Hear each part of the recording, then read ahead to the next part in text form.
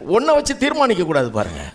கடவுள் ஒருத்தருக்குள்ள ஒரு திறமையை வச்சுருக்க. அவர் எப்படி அதை தெரிஞ்சுக்கிறது? அதான் பெற்றோருக்கே தெரியாது. அவர் எப்படி தெரிஞ்சுக்கிறது? யாருக்கு தெரியும்? ஒரே ஒருத்தருக்கு தான் தெரியும், கர்த்தருக்கு தான் தெரியும். உங்களையும் என்னையும் உண்டாக்கின தேவனுக்கு தான் தெரியும். என்ன உள்ளத்தில் வச்சார்ன்றது அவருக்கு தானே தெரியும். மேனுஃபேக்சருக்கு தான் தெரியும் உள்ள என்ன இருக்குதுன்னு.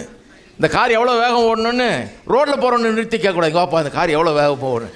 கொஞ்சம் என்ன காருங்க இது தெரியலையே, இந்த கார் கொஞ்சம் போனாலும் போகும் தான் என்னத்தையா உளறிட்டு கிடப்பான். அவன் சொல்கிறத வச்சு காரை ஓட்ட முடியாது. நான் இந்த காரை அவன் உண்டாக்குறது அவன்கிட்ட போய் கேட்கணும். எவ்வளோ வேகம் போகலாம், இதில் எப்படி போவோம், 100 மைல் வேகத்தை எட்டுறதுக்கு எத்தனை செகண்ட் ஆகுன்னு எழுதியே கொடுத்துருக்கானே அவன் புக்லேயே. இத்தனை செகண்டில் 100 மைல் வேகத்தை அடையலாம் அப்படின்னு. ஏன்னா அவன் தான் உண்டாக்கணும். அவன் சொல்கிறான் அந்த பவர் எப்படி, இந்த கார் இந்த காரனுடைய ஆற்றல் எப்படிப்பட்டதுன்னு அவன் சொல்லுகிறான். அப்போ நம்ம உண்டாக்கின தேவனுக்கு தான் தெரியும் நம்ம எதுக்காக உண்டாக்குனார். பவுல் அப்போஸ்தலன் சொல்கிறாரு, இந்த தாயின் கற்பத்திலே கர்த்தர் என்னை பிரித்தெடுத்தார். எதுக்கு? அப்போஸ்தல ஊழியத்துக்கு பிரித்தெடுத்தார்.